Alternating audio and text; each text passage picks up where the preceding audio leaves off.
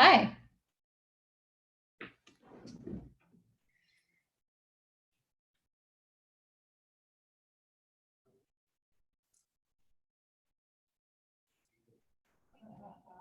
I think we're going to wait a couple minutes till more people join, and then we'll start.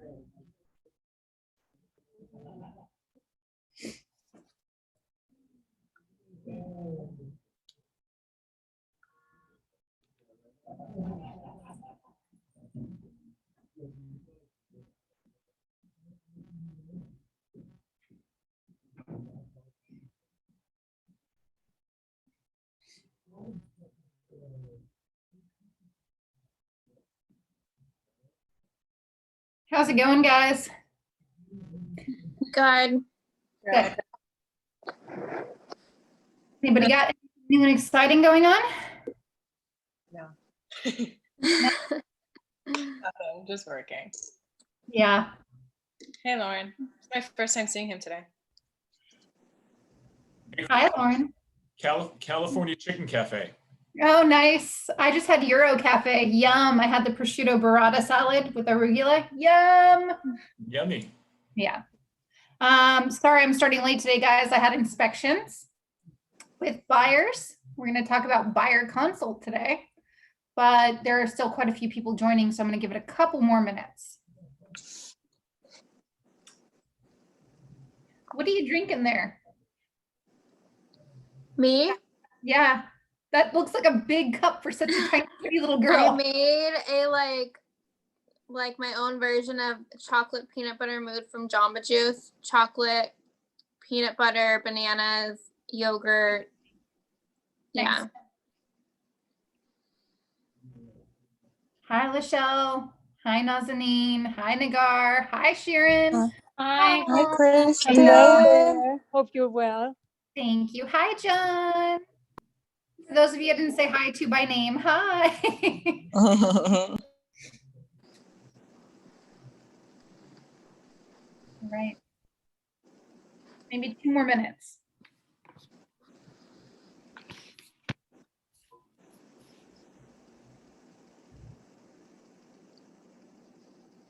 Hi, Angela. Hi, how are you? I'm good. I'm good. We're just going to wait another minute or two. Still have quite a few people joining. Okay, cool. Your hair is cute. Thank you. I try not to look at myself on this thing because all I want to do is fix it. No, I see you. I see you, girl. I see you. Thanks. I was going to say the same thing. Her little curls. Yes, I love her curls. No, diamonds. I got diamonds when I was in Vegas last week. Oh, lucky you. No, I did not win. I just drank too much and did some shopping. Oh my God. My friend manages Jason of Beverly Hills, and they have a store in Cosmo. And he was like, your jewelry's ready to pick up. You sure you want all of that? And I'm like, yes. Oh my God. I hope you get a good discount. No, No? Full price? it's diamonds. Yeah. Ouch. Yeah. Enjoy. Yeah, you Okay. better. And when I came home, I might have had a little panic second. I'm like, I did what? All right. 1 second. I'm going to grab something and I'll be right back and we'll start.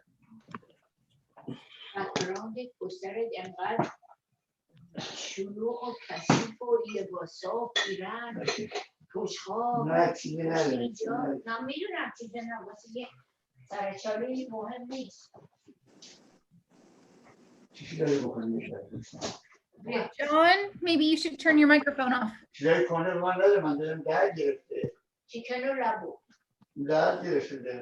John, Yes. turn off your microphone if you're going to have a Oh, conversation. I'm sorry, I forgot. Okay. I went to get. Okay. All right. So today we're going to talk about buyer consult, and buyer consult is often really casual and not as formal. We're going to go over, both. Basically, you just need information, but you're also educating and you're most importantly making a connection with your potential buyer client. And I'm gonna sneeze. Bless bless you. Bless you. Bless Bless you. you. Thank you. I want to start the conversation off by saying I don't like to say, and I never do say no to a buyer. Okay, even if what they're asking me for is crazy and never going to happen in a million years. Instead, I show them. And I'll tell you, I'll elaborate more on that shortly. But so, most of the time, buyer consult is pretty casual and it's over the phone. But sometimes it's formal and it's in person. We do have buyer consult materials in KW Command. And while I do think that they should be used, I think that you'll want to go through them and get rid of about 80% of them. And the reason for that is this is where you start managing buyer expectations. And if you use the buyer consult in KW Command as it stands, I mean, you're asking them silly things like down to what kind of countertops would you prefer? And so in the area that we're working in, people are basically, unless you're working with very, very high net worth clients, they're basically buying what they can live with. Okay. So by asking them questions that aren't relevant or they're not going to have a say in, you're really setting your buyers up for disappointment and yourself up to not succeed in finding them something that they will purchase and close on. So everyone after this class should 100%, if they haven't already done so, go into KW Command, pull up the buyer consult. I want you to line through tons of it, okay? Tons of it. A lot of the questions repeat themselves, and also you're gonna wanna reformat it. There's a little bit, it sort of jumps all over the place.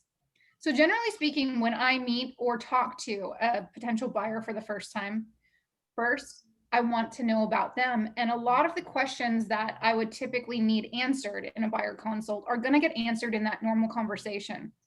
It's also going to help you make that connection with them. So this is a very personal thing, particularly when it's formal. That usually means that it's an inexperienced buyer or first-time buyer.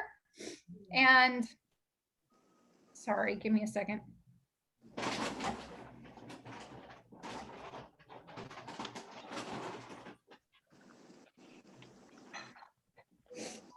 That sneeze. Okay, so you want to make that connection. So you're asking about them. How did they hear about you? Or, you can talk about when you met. You want to know about them and their family. What are they looking for? But more importantly, why are they looking for it? What do they do? What is their daily life like? Do they have children? Do they have pets? Where do they work? You're going to get a lot of the needs for the property that they're going to end up buying, having these conversations. So, oh, me and my husband, I work downtown, he works in Century City, we're looking for something in between. So you can pull up a map and, you'll see what's in between there. So you can make suggestions based on the price range from that point. A lot of the buyer consult questions in the KW buyer consult package are in relation to what's your price range. Well, it's also very important, after the friendly, hi, how are you? Talking about where you met or, how you got the referral, and then asking a lot about themselves, their family. Have you spoken to a lender? And letting them know, market conditions. So the market right now is very competitive. So, if they haven't spoken to a lender, you're validating the fact that they need to get pre-approval. It's very competitive. So you should speak to, a lender.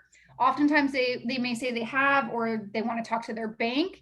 By all means, you should encourage them to do that. But very key here, guys, you also should suggest that no matter what, they speak to a mortgage broker. The reason for that is direct lenders have very few loan programs. Mortgage brokers have access to infinite amounts of different loan programs. And so your buyer's ability to obtain financing they're happy with, which results in a sale for you, is much higher.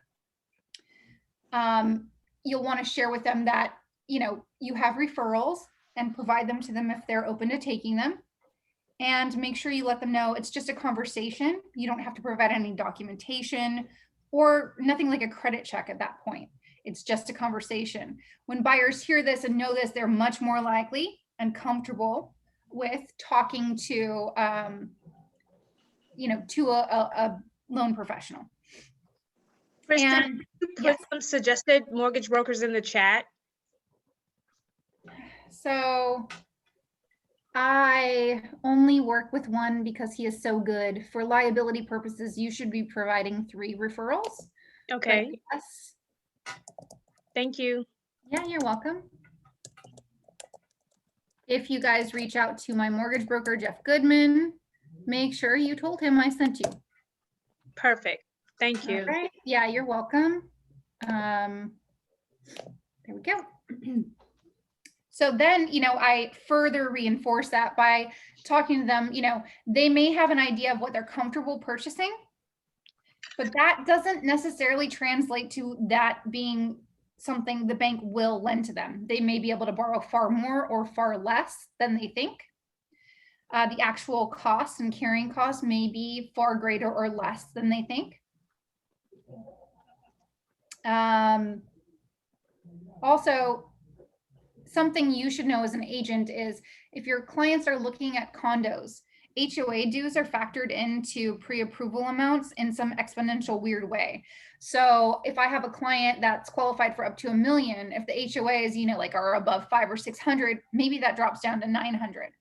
Okay, so that's definitely a conversation, to have with them if they're thinking about condos.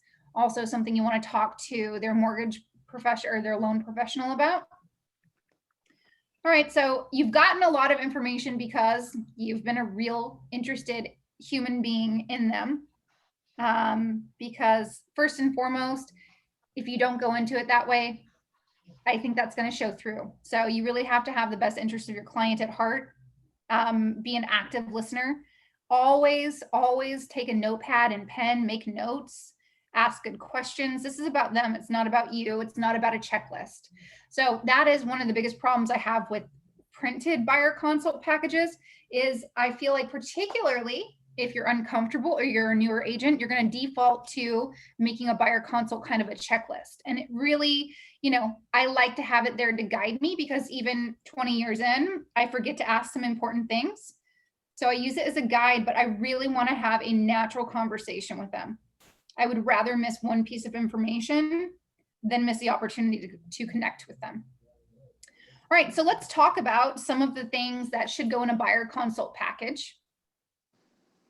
Okay, so that would be a bio. So if you guys don't have a bio, you need to get one written. Okay, if you want to make it in this business whatsoever, if you have a listing appointment or a buyer consult, someone calls you, they want to meet tomorrow and you don't have your full presentation, buyer or listing ready, you're going to be in some trouble. And one of the key pieces there is a bio. And bios are really, really weird to write, guys. And I don't know about you, but I have an English degree. As soon as I see grammatical or spelling errors in someone that's going to represent me in something as important as the largest purchase I'm making in my life. No, I'm teaching class, sorry. I start to wonder about their attention to detail and how careful they're going to be about my really important purchase.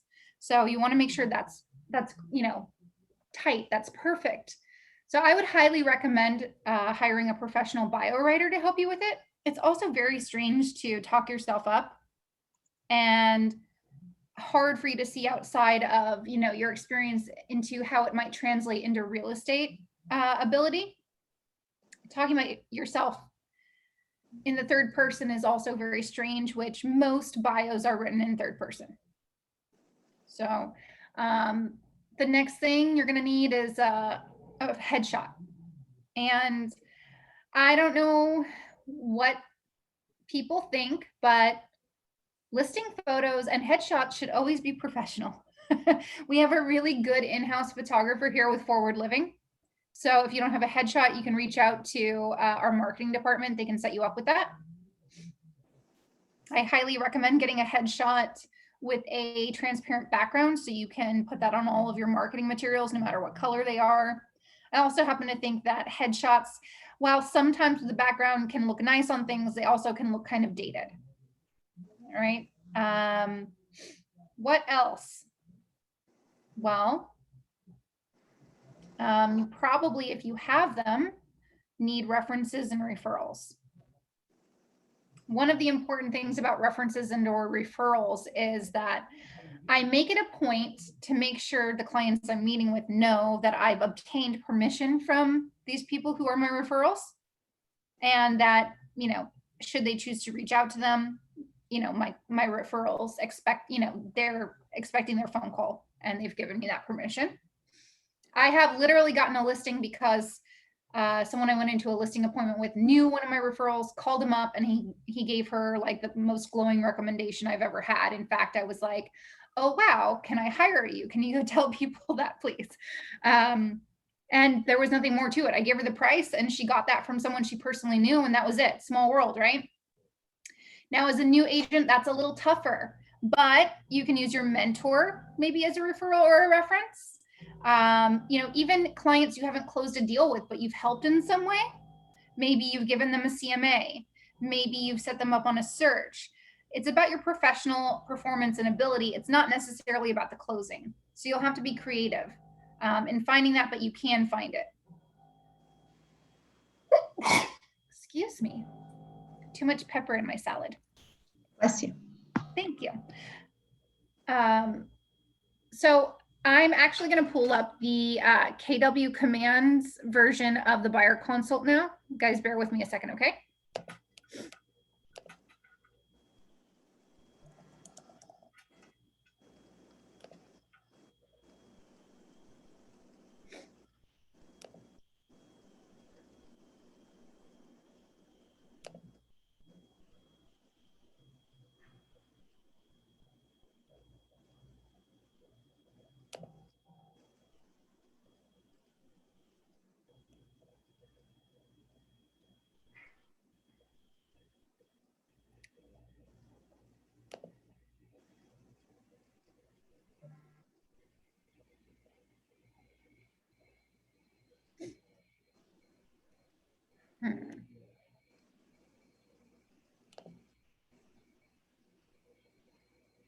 I wish Command was faster. That's my only gripe with it. I know, me too. No, sorry, I accidentally pulled up listing presentation. I wonder if I can do the screen share with you so you can see the process once I log in. Let me try that. Guys all see that? Mm-hmm. Okay, great. So from the command, I'll go back, I think. From the main login command dashboard, I'm going to go down to designs.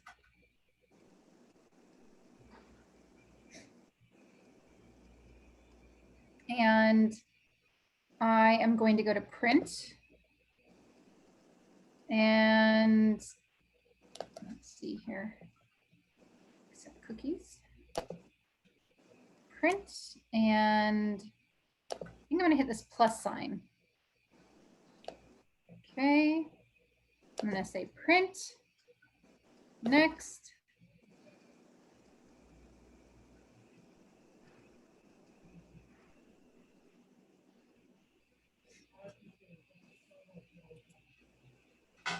All right, over on the left-hand column, buyer, and last one, buyer presentation.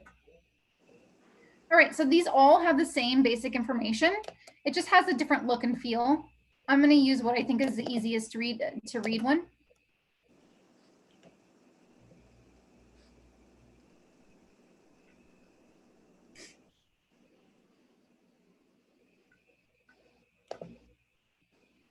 All right, so it has a title page.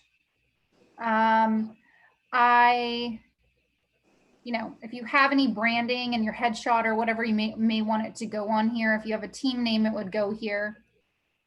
I do think even if you're talking with someone on the phone or you're not meeting them in person, it's still a great idea to send a digital copy of a buyer consult. Why? It's got your contact information, your picture, your bio there, the references. I want to leave something with them even if I'm not meeting with them in person. They're more likely to think about me. They're more likely to follow back up or check on me, which I want them to do. Second page here is just an instruction page for modifying the buyer consult. Third page is a personalized client name page. Okay, so you can put in, your potential buyers' names here. A table of contents, which I think is totally unnecessary, because remember, I really think that we should cut this package down by about 80% of the inserts that are in here. Sorry, one more second.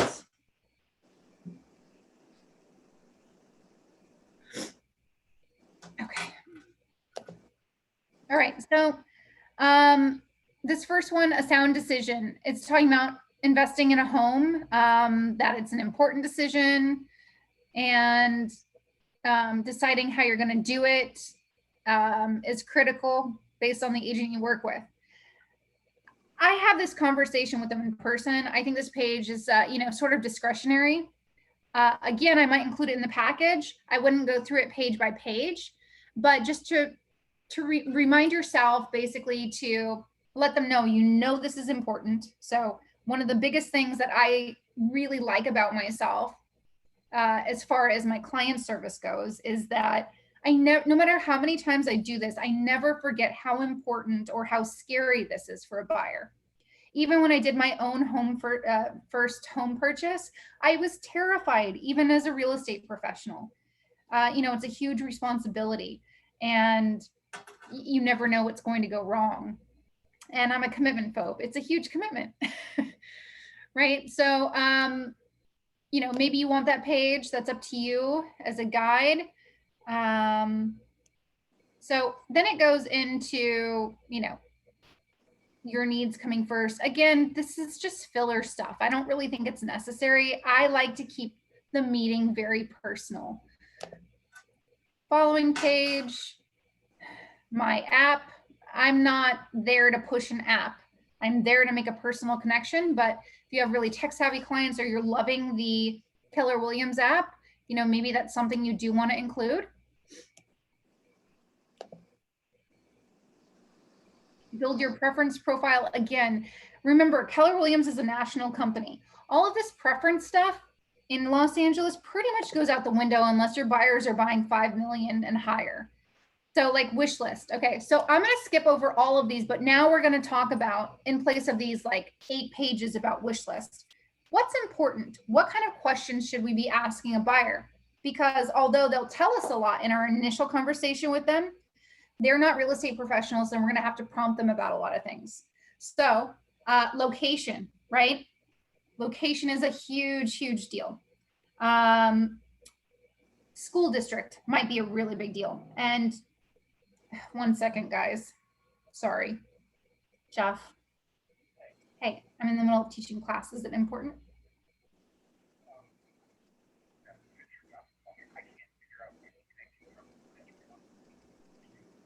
I'll call and crack the whip on him. I will. Okay. Bye. Sorry, that's Jeff Goodman, my lender that I just gave you. Yeah. So what do we say? Location, schools, proximity to work. Okay, maybe proximity to other family. The square footage, the bedroom bathroom count. Okay, do they need a yard? If so, how big? Does it matter if they're on a busy street or not? Does it need to be one story? Can it be multi-level? Do they want a view? What kind of parking do they need? Is there anything they really, really want that would be a deal breaker?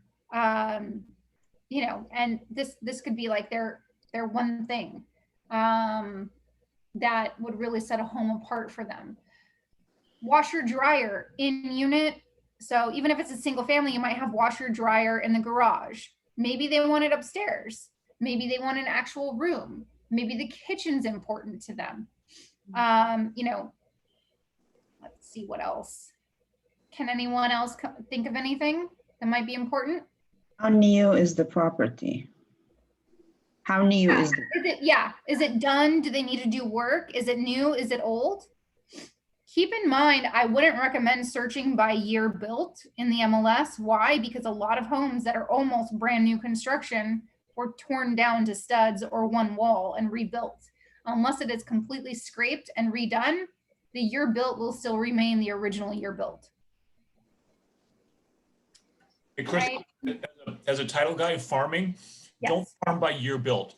Right now, if you said you wanted 2019 and 20 year builds, you'd come up with 0. That's how far back the data records are on year build. Yeah. Pool, no pool. Central heating and air. For me, that's a huge one. I'm super warm all the time. One of my buyers, which is kind of hard, what she wants is a big kitchen because she's got like 5 kids. So she wants a big kitchen where everybody can kind of like hang out in the kitchen, but yet she still has enough room to actually cook. Yeah. So trying to find a home that kind of meets that, that's on a newer development, has been slightly challenging. Open concept's probably going to help you with that. Okay. If you just go for open concept, because dining room with open concept is generally located, you know, that area is located right outside of the kitchen. And if there's a formal, it's generally separate, but that will probably help quite a bit with that situation. Okay. Yeah, things like open concept, high ceilings. Okay, so that's not something that we can really quantify on the MLS. And by the way, when you start to get into qualitative stuff on the MLS, the information is only as good as a listing agent. So I do not get too specific on the MLS. I look at the photos instead. But me personally, I cannot live in a place that doesn't have high ceilings. I feel like I am absolutely I don't know, I feel claustrophobic. Let's see, what else? Any ideas, guys? Maybe they want a fireplace. Maybe they do not want a fireplace. view? Yeah, we already said that one, I think. So, you know, all of that said, we are not asking them, you know, what kind of flooring do they want? What kind of countertop do they want? Because unless your client is in the really, really high end, they're probably not going to get to decide those types of things. Sorry, our buyer presentation just decided to close on us.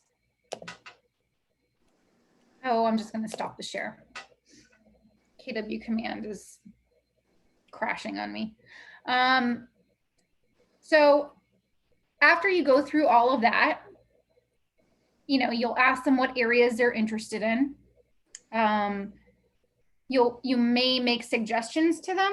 So for instance, you know, I had a client I had sold for, had bought with me, sold again, and then wanted to go into a lease. Older gentleman, he was selling because he had a 2-story home. It was hard for him to get upstairs.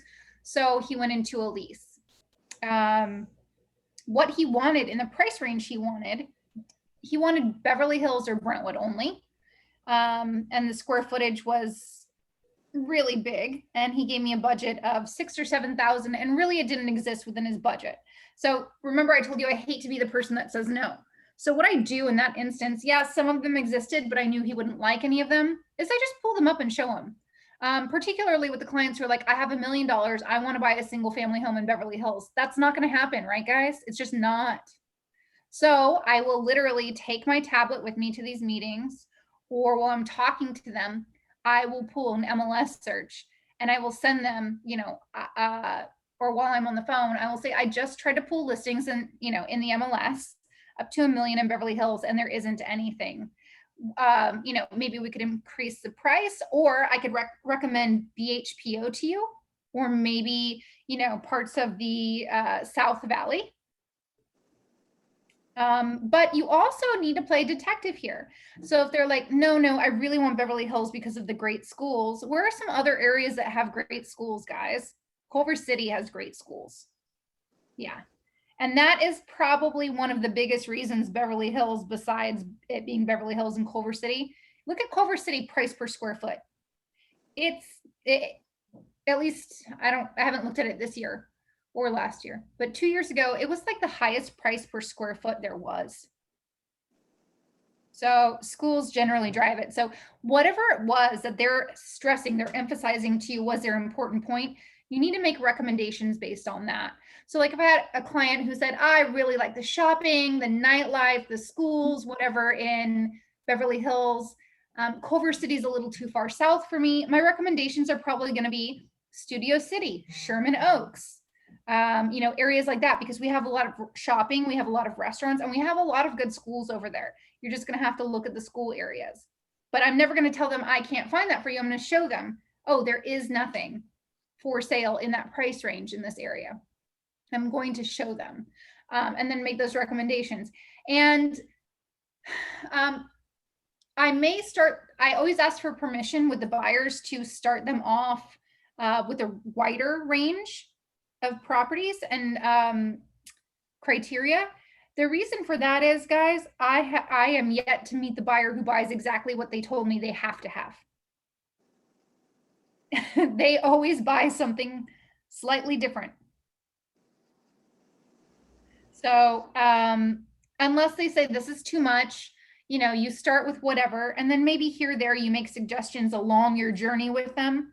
Hey, I thought this house was perfect because it has these 11 things you said you wanted and needed. It's in a great school district. It's close to your guys' work, but it's not actually in the city of blah, blah, blah. Are you interested? So you can put feelers out there, and they will start to open up their search parameters with you if they're not finding what they want in within the parameters they originally gave you. Let's see. Another thing that's important to do is make sure you have a discussion with them about communication. We already talked about market conditions, that is very competitive, right? So you need to, again, stress that and ask them when they're available for showings and let them know that great property that's priced well, if it came on the market during the week, it may not be available by the time the weekend rolls around. So, can one or more of you come, during the week, what times, getting both, all of the decision makers' emails and telephone numbers, asking who it's best to contact, asking them how they prefer to be contacted. And if they tell me either, and there's a male and female, just because I'm a woman, I try to be respectful of, of a marriage. And so I will reach out to the wife primarily, but I like to do everything on group text. If I have to make the call, then I'm going to go ahead and probably defer to the wife unless the husband is calling me directly. And you'll find these things out as you work with them. I've had that before where I'm calling the wife, but it's always the husband calling me back. So I just start calling the husband at that point. That's fine. I just try to be, respectful. The biggest mistake I make is constantly walking out of the room without getting all the email addresses. I don't know why. I do it all the time. And I'm so embarrassed. You too, Roxanne? Yeah, it goes great. I have the phone numbers, and then I have all the criteria for the MLS search. I pull it and I'm like, I'm so embarrassed. I have to text them or call them now and ask for their email. Also very important at the closing, asking them how they feel about the search. Maybe telling them you're going to email them with some follow-up steps, but asking them if they're ready to get started looking with you, like actually actively, but gently asking for the business. And you may get the response that they still have to interview other agents. Don't let that, discourage you at all. I have that happen all the time, and I still get that call the next day saying they're going to work with me. So don't let that discourage you. Ask for the business, but be respectful, be gentle. Remember, you're having a conversation with some other people. Don't go into hard sales mode. I think that scares people. You be persistent, you follow up. John, right? Are you still here on the conversation? John and I are working a lead, and now we're following up like the third time. But at the close of the conversation, it always goes pretty well. It's just when should we give you a call back? And he's like, in a couple of weeks. I still need to work on my wife. He wants to sell. His wife doesn't want to sell. So it's, no pressure. I'm not calling him every day. I'm not emailing him every day. We ask him when it's convenient and we call him then. So if someone says, oh, I still have a couple of agents to interview. Great. I encourage you to do that. If you have any questions in the meantime, please let me know. Would it be okay for me to follow up with you sometime next week just to find out, what decision you've made? Something like that. All right. Any more questions about the buyer consult? Hello. Hi, Christine. How Hi. are you? Good. Okay, now so you can see me. I don't have questions about the consult, but I do have questions. My housekeeper, her daughter, she has a very nice job in a financial company, and she wants to buy right now. Mhm. And I have actually today my first call with her, so this meeting is perfect. Thank you. Mhm. She wants me to guide her from zero. She has no idea, and it's the first contact I will have with somebody who really is not a developer. Mhm. They have more experience and they know what to do.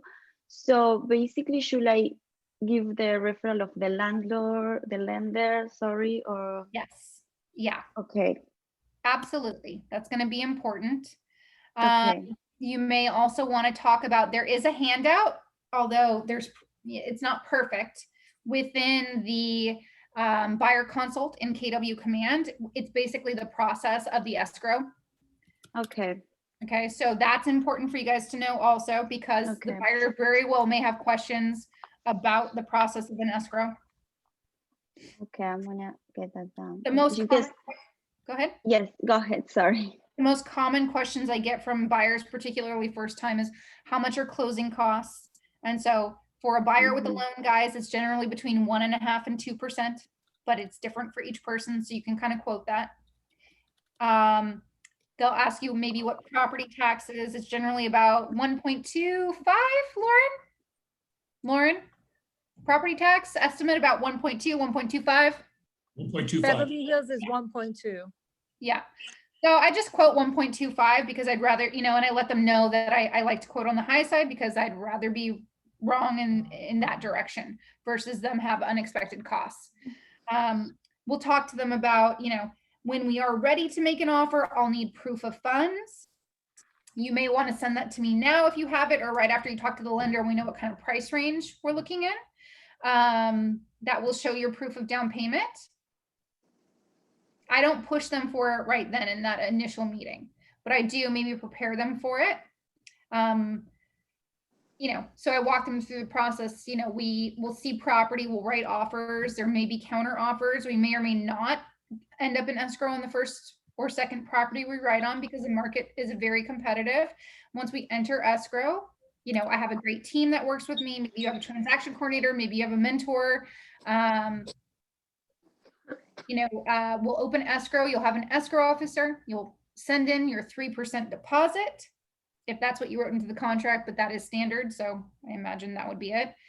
And then we'll have inspections. Your lender will work. Hey, Christen, I've got a question. Sure. So sorry. You mentioned that you don't push for the proof of funds until they're ready to make an offer. No, I don't push for proof of funds during the consult. As soon as I have the pre-qual, I sort of start gently asking for the proof of funds. Exactly. Yeah, because you can't do a showing unless we can provide. It depends. Some listing agents are asking for it, some aren't. Very true. But if they are, that's a very strong tool for you right now to be able to get that proof of funds. So, even though it's annoying, it might be a good thing for you working with a new buyer. Got it. Thank you. You're welcome. So yeah, open escrow, and your lender are going to need a lot of information. We'll have inspection negotiations. Your loan will have an appraisal. We'll get seller disclosures. We will get formal loan approval. You'll sign your loan docs. We'll fund and close. That's the short version of what the escrow process is like, guys. It can get a lot more detailed than that, But as a newer agent, you're probably not going to know all those nuanced details. And I wouldn't either. I was an escrow officer though, so I'm pretty like, I was all those other parties and coordinating with all those other parties. But you can kind of keep it simple, and there is that diagram in that KW command template for you to use. Any more questions? Yes, I have 2 questions, Kristen. Sure. First of all, do you sign, do you work with a buyer who doesn't sign with you? You mean a BRE, a buyer representative exclusive representation agreement? Yes. 100%. I think they're tacky. That's a personal opinion though. I don't think it's very common in our market to ask for one. I think it is very common in lower end markets. I also don't want to scare a buyer who barely knows me, that will most likely work with me and close with me, into signing a contract because they don't know me. And I honestly have exactly the opposite opinion of it, is that I have been asked during a buyer consult with the first time buyer, don't we sign a BRE with you? And I said, why would you want to do that? I don't need it. And they said, well, then you have an agency relationship and you have a responsibility to us. And I said, actually, the way my licensure works is once I start working with you, there's an automatic agency relationship that's made. And I do have ethical and professional and legal obligations to you. But I'm very confident in my ability, and I will work very hard trying to find you your home. But if you aren't happy with me, I don't want to contractually bind you to working with me. And I truly, from the bottom of my heart, mean that. And I think a lot of agents who don't do a great job are the ones who bind those buyers in under contract. But that's my personal opinion again. Now, Nazanin, there would be the rare exception where I'm working with a client I don't trust. Then I might ask for a BRE. And this would be a client that is maybe I have a listing and they're only writing with listing agents, but then they're asking me to find property for them. In that instance, I might ask for a BRE. Sure, I'm happy to do that, but only if I know that, you'll be working with me. Okay. What was your other question? In every meeting, I heard that people say buyers are liars. So that's why I was thinking how we can actually see the difference between a real buyer or someone who is proof of funds and pre-approval. Proof of funds and pre-approval. That's it. Okay, got you. Yeah. A client who's talking to a lender is serious. A client who's giving you their financials is serious. If a buyer is truly cash buyer, they're very happy. They're more than happy to show you their proof of funds or a letter from their financial institution. I've only been duped once, but it's not going to happen again. Kristen, hi. Hi. It's Crystal. So I have a really quick question. Sure. So what happens when you have a cash buyer and they want to see proof of funds? However, the proof of funds is coming from this person's parents, not particularly the person that they're buying for or the person that wants to buy. I would explain that it's going to be gift funds from the client's parents. Okay. Yep. Oh, perfect. Yep. Any more questions? Yes, I have another question. I have a buyer that he has a pre-approval letter, and I'm going to take him to a showing tomorrow. I'm not sure if he is going to be interested in that property or not. But he gave me his lender information, and he told me that it's better you get in touch with my lender directly and ask your questions. But I really don't know what kind of questions I have to ask from the lender. I just have the pre-approval letter. What else should I ask? I mean, just pick up the phone and just say hi. Like if nothing else, hi, I'm Nazanin. I'm so-and-so's agent. I just wanted to introduce myself, check in with you. Hopefully, we're going to go see some property. Hopefully we'll be making an offer. Is there anything I should know? Do I need, is there anything I should know? Can you perform in the standard 30 days? Do you need longer for some reason? but keep it really light. It's more about saying hi, hello, them knowing who you are and forming that relationship. And then just asking the general question, is there anything I need to know, you know, in the case that we start preparing an offer? Okay, thank you. You're welcome. We're going to go over what like etiquette pre-buyer consult is also, but any more questions about the actual consult meeting?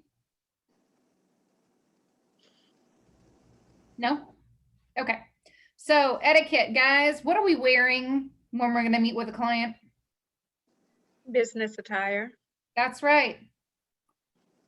Even if you know someone well, if you have the time to look like a professional that sells something as important as a home to someone, that's what you should be wearing. This means ladies, cover up your curves, please. This means gentlemen, wear some real shoes, okay? If you're gonna wear jeans, at least black. You know, treat it important. Treat it like it's something important for them, because it is something important for them.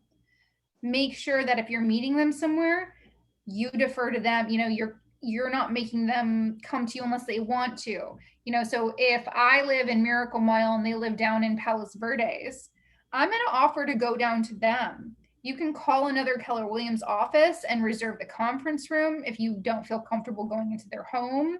You can meet, you know, I don't really like meeting at a public place because I feel self-conscious about other people hearing me when I'm there to really just focus in on the client. But I will if I need to.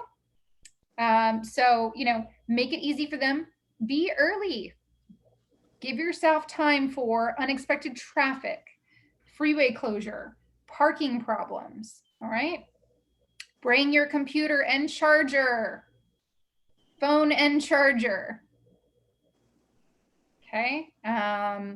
Bring a pad of paper. Bring a printed copy for all of the decision makers you're going to be meeting with of your buyer consult. And some things that you might not think about. I don't know how you met this buyer prospect, but you might want to call for info. You know, intel, like if I got a referral, I'd call my friend back and be like, hey, so-and-so called me. I'm meeting with them on Saturday. Thank you so much. Let's go to lunch. In the meantime, is there anything you can tell me about them? Right? Google the people you're going to meet with if you can. Google search their telephone numbers. All right? It's just that much more preparation that might give you a good idea of who they are. Because as soon as you learn who they are, you know how to speak their language. As soon as you speak their language, it's just that much easier to find what it is that they're looking for and gain their trust. And remember, above all else, if nothing else, guys, this is not for your commission. This is for their home purchase. Okay. So you have to put their needs ahead of any of your own personal or financial. It comes across when you're coming from a place of desperation. And I know it's easy to say sitting in my seat right now, but if you do your job with a happy heart, and if you put your clients first, the money will come. And we do a lot of free work, and get used to it because it's going to go on for as long as you're in real estate. All right. Any other questions, guys? Nope. Okay. Thank you. You are very I've got a question for you. Sure. So I just got done with this situation. I was dealing with somebody interested in a lease. We went as far as, you know, we checked out a few properties they were interested over, you know, you could say a month and a half span. And then recently they decided to put the search on hold. So my question for you is, during the buyer consultation, is there a way to vet clients to prevent that from occurring? No, I mean, and generally speaking, a buyer consult is happening way before you show buyers anything. I mean, there can be a bunch of reasons why a buyer or a tenant stops searching. A lot of them. In all honesty, you know, like my buyer consult, I'm just trying to get to the search, right? That's my step to the search. And from the search, then I go forward. But there are those buyers who change their mind. There are those buyers who ghost. It's just always going to happen. Roxanne, did you have a question? Saw your hand. No? Okay. Anything else? No? Can I throw something out there real quick? Kristen, on the title side of things, be careful, guys, if you're representing somebody who's not yet divorced. Okay, they're shopping for property, but they're not yet divorced. That's obviously a problem because the other spouse's interest will automatically attach. If the divorce decree says that they specifically can use this money to buy a property, that's different. But if your intent to go up and hear that people are divorced but not final yet, that's a problem. And number two is every buyer should expect a supplemental tax bill after close from the assessor. Call me, talk to me about that. But basically the tax man is going to hit them for the difference between what was assessed from the seller and the new purchase price. So any gap in there, they're going to get hit with a bill. The LA County Assessor's website has a good supplemental tax estimator. Find it, click on the property, it knows the current assessment, put in the sale price, and then you can tell your buyer you will expect a bill of X number of dollars after close. I generally like to have that. Thank you, Lauren. I generally like to have that supplemental tax bill conversation when I get the preliminary title report because it has the seller's existing taxes there. And I point it out to my client and I say to them, you may get a tax bill for this amount. The assessor did not forget. They are going to hit you with a secondary bill for the difference between what was the previous owner's tax based on their purchase price and your actual tax, which is based on your purchase price. And, you know, I just kind of make funny of it. You didn't get away with it. Save your money. But I love the preliminary title report for that because I can, you know, I have something to circle, a document that might keep them remembering that. Also, I don't want to scare them with taxes when I'm just setting them up for a search. So really Lauren, quick question to that. What's that? Go ahead. Sorry, really quick question to that. So will there ever be a time that supplemental tax will be included in their closing? Because I just had, so it's a friend of mine, she just closed on her home and she said that she paid 7 months of taxes. And I asked her, did her realtor explain to her about the supplemental tax that she'll That's see? not a supplemental tax. That's a tax impound account. The lender sets That's that what I account thought. up. Yeah. Okay, that's what I thought. Okay, just making sure. Lender explain that one. Or it Perfect, could be a tax from the home they're selling if they're selling, but not from the initial purchase. That comes later. Okay. Yeah. Okay, so perfect. If it's a buyer, it's definitely tax impound. Okay. Okay. All right. Any more questions? Good. Yeah, my question was in regards to the supplemental tax, and I apologize for all these questions. So I was on the website and it mentioned if you purchase between, I think it was January to April, you could be hit with 2 tax bills. I'm not sure if I understood that correctly, but if that's something that you guys can speak on, that'd be great. I mean, I guess you could get a regular property tax bill and supplemental at the same time. Taxes are prorated based on the calendar year when you close, the tax year, and then when you close. So theoretically, you can get X number at closing, and then they'll hit you with the remainder for the next tax year. They'll roll it over. I thought we were actually talking about 2 bills in the mail, though. Am I confused? Unless it's a supplemental, which is a story. I mean, taxes are collected based on where you fall in the tax year.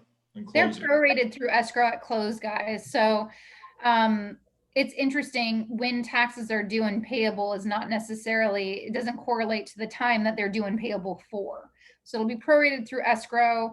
It could be prorated and taken through escrow from buyer or seller, depending upon the time of the year. But to get 2 tax bills in the mail, unless one's a supplemental and one is a regular tax bill, I would have your client call the tax assessor's office. Good, Jimmy? Thank you. Yep. You're welcome. Okay. Going once, going twice. Bye, guys. Thank you. Thank you, Christen. Thank you. You're welcome. Thank you, Kristen. Thank you, Kristen. Thank you. Thanks.